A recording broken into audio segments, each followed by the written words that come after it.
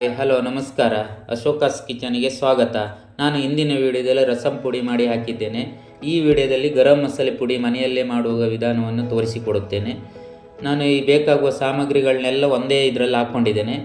ಬೇಕಾಗುವ ಸಾಮಗ್ರಿಗಳನ್ನ ನೋಟ್ ಮಾಡ್ಕೊಳ್ಳಿ.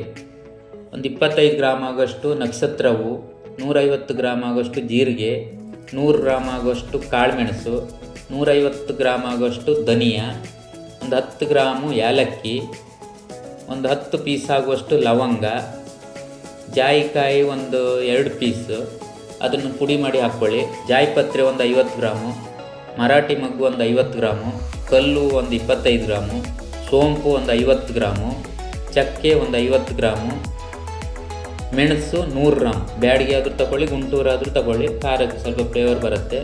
ಆಮೇಲೆ 10 ಗ್ರಾಮ್ ಆಗೋಷ್ಟು ಪಲಾವ್ ಎಲೆ.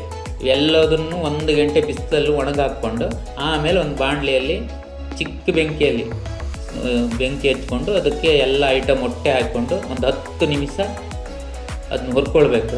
ಸಣ್ಣ ಬೆಂಕಿಯಲ್ಲಿ ನೀಟಾಗಿ ಹುರ್ಕೊಳ್ಬೇಕು. ಈ ಥರ ನೋಡಿ ನಾನು ಹೊರಿತಾ ನೋಡಿ, ಇದೇ ಥರ ಎಲ್ಲ ಮಿಕ್ಸಾಗಿ ಹುರ್ಕೊಳ್ಬೇಕು. ಈ ಪಲಾವ್ ಎಲೆನೆಲ್ಲ ಸ್ವಲ್ಪ ಚೂರು ಮಾಡಿ ಹಾಕ್ಬೇಕು, ಇಡೀ ಹಾಕಬೇಡಿ. ಅದನ್ನೆಲ್ಲ ಮಿಕ್ಸಿ ಮಾಡೋಕ್ಕೆಲ್ಲ ಪ್ರಾಬ್ಲಮ್ ಆಗುತ್ತೆ, ಅದು ಸರಿ ಸಿಕ್ಕುವುದಿಲ್ಲ. ಅದು ನೀವು ಜಾಸ್ತಿ ಮಾಡ್ತೀವಿ ಅನ್ನೋಗಿದ್ರೆ ಗಿರಣಿಯಲ್ಲೇ ಮಾಡ್ಕೊಬರ್ಬೋದು, ಚೆನ್ನಾಗಿ ಬರುತ್ತೆ. ಸ್ವಲ್ಪ ಮಾಡೋದಾದ್ರೆ ಮಿಕ್ಸಿಯಲ್ಲೇ ಮಾಡ್ಕೊಳ್ಬೇಕು. ನೀವು 1 kg 2 kg ಈ ಥರ ಮಾಡೋದಾದರೆ ಇದರಲ್ಲಿ ಮಿಲ್ಲಲ್ಲಿ ಹೋಗಿ ಮಾಡ್ಕೊಂಡು ಬರ್ಬೋದು, ಚೆನ್ನಾಗಿರುತ್ತೆ.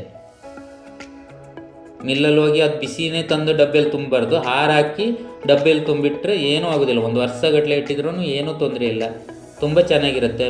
ನೀವು ಅಂಗಡಿಯಲ್ಲಿ ತರೋ ಗರಂ ಮಸಾಲೆಗಿಂತ ಮನೆಯಲ್ಲೇ ಮಾಡೋ ಗರಂ ಮಸಾಲೆ ತುಂಬ ಚೆನ್ನಾಗಿರುತ್ತೆ. ನೀವು ಅದು ಅಂಗಡಿಯಲ್ಲಿ ತರೋದು 1-2 ಸ್ಪೂನ್ ಹಾಕಿರೋ ಅದು ಫ್ಲೇವರ್ ಇರೋದಿಲ್ಲ. ಇದೊಂದು ಅರ್ಧ ಸ್ಪೂನ್ ಹಾಕಿರೋ ಫ್ಲೇವರ್ ಇರುತ್ತೆ. ಹೆಚ್ಚಿನ ವೀಡಿಯೋಗಾಗಿ ಅಶೋಕಾಸ್ ಕಿಚನಿಗೆ ಲೈಕ್ ಮಾಡಿ, ಸಬ್ಸ್ಕ್ರೈಬ್ ಮಾಡಿ.